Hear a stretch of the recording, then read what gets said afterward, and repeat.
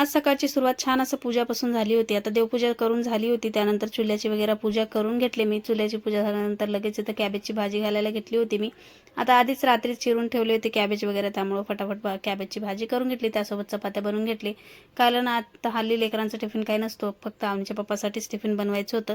Tiffin बनवून दिल्यानंतर ते सगळे गेले होते, लेकरंसुद्धा गेले होते आणि त्यांनीसुद्धा गेले होते. त्यानंतर लगेच इथं दुपारी आल्या लेकरं काहीतरी खायला मागतील म्हणून त्या दोघांसाठी कांद्याचे पराठे बनवून घेतले.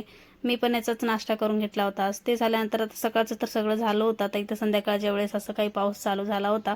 आता अशा पावसात लेकरांना म्हणजे काही ना काहीतरी खावं असं वाटतं, पण आता त्याला काहीतरी खायचं होतं तर म्हटलं आता बेसनचे चिलेच बनवून देते तुम्हा दोघांना, कारण हे पटकन होतं आणि हे झाल्यानंतर मला दुसरं राहिलेलं माझं काम करून घ्यायचं होतं. म्हणजेच आता काल जे साडीचे गोंडे लावायचे अर्धवट राहून गेले होते ते लावायचे होते. एक आधी झाली होती, आता एकच राहिली होती.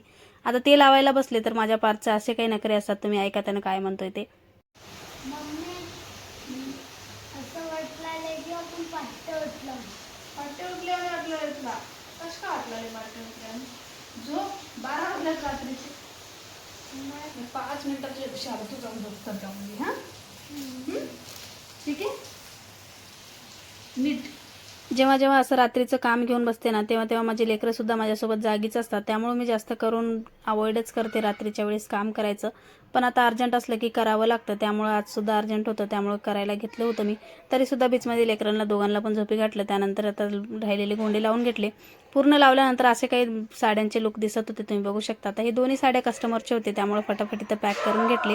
आता असे गोंडे लावायला तुमच्या एरियामध्ये किती पैसे घेतात ते मला नक्की कमेंट करून सांगा. व्हिडिओ आवडला असला तर लाईक शेअर सबस्क्राईब करायला विसरू नका. Thank you so much for watching my video. चलो बाय.